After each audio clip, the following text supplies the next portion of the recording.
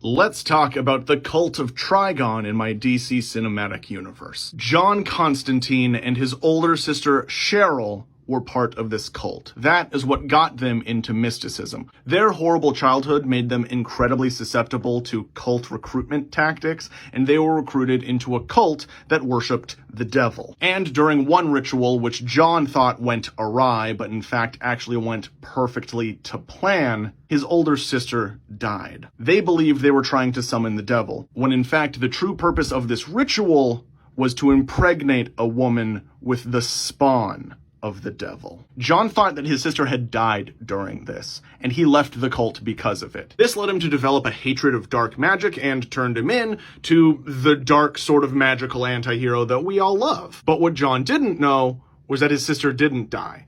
She was in fact impregnated by the devil. She did, however, die giving birth to that spawn. And almost 15 years later, John Constantine is beating the shit out of a demon, as he does, and the demon lets slip that the devil is going to be ushered into this world, and it's all thanks to John. This sends John down the investigation to find out what the fuck does that mean. And he finds out that his sister did in fact have a baby, the child of the devil, and they were going to use that child as a portal to actually summon the devil into our world. By this time, John knows way more about the occult, so he knows just how evil the devil is. And so John goes to hit up his old flame, Zatanna Zatara. The cult that he used to be a part of moves constantly and is incredibly hard to track down, so he teams up with her, and they go on a cool mystical road trip to track this cult down. Meanwhile, in the cult, there are these two kids. Now, the entire Constantine movie, my goal is to subvert the audience. I want to trick you motherfuckers. So the whole time,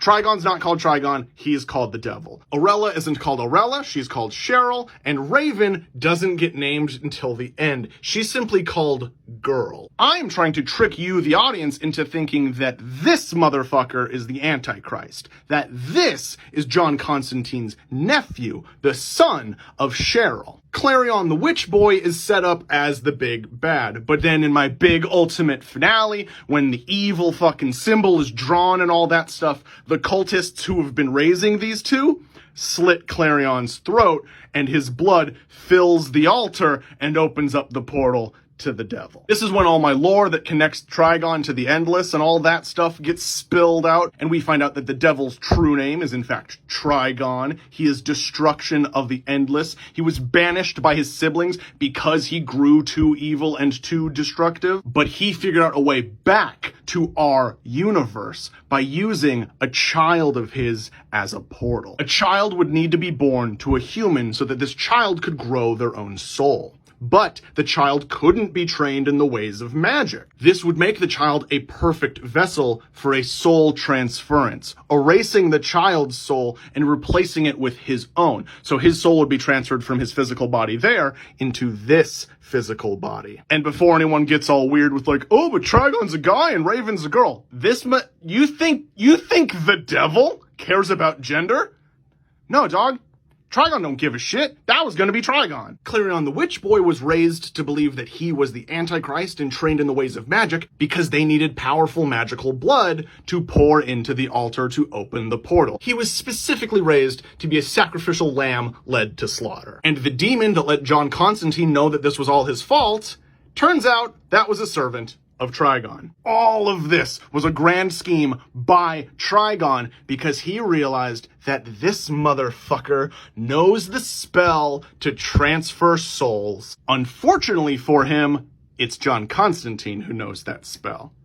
And John is the master of loopholes. There's a really cool magical fight between John, Zatanna, and the rest of the cult before John is thoroughly beaten by empowered cultists, and he has to obey the will of Trigon and complete the ritual to transfer Trigon's soul into hers. But John Constantine, being John Constantine, saves the day. All he does, he changes one rune in the thousands of runes in the huge magical sigil that makes up this spell. And what does that one rune do? It simply changes the direction of the siphon. Instead of Trigon absorbing her soul and being able to take over her vessel, she absorbs Trigon's soul. Trigon, the infinite being of destruction and magic and power, is drained entirely, and all of that power, that fucking cosmic omnipotent power, goes into Raven. And yes, that would mean that Raven is going to be one of the most powerful entities of all time. Since he is destruction of the endless, she becomes the new destruction of the endless. But to make her not so OP and super busted right off the bat, the simple explanation is, this is a little girl who's never had any training with magic, who all of a sudden got given the powers of the actual literal devil. She has no idea how to use them. She's gonna have to figure it out. Boom, baby! Teenage magic user. She's gonna grow. She's only starting here, down here at level 1. She's gonna become the Raven. This girl right here is the most powerful human magic user in my entire DC Cinematic Universe. Fuck yeah, Raven.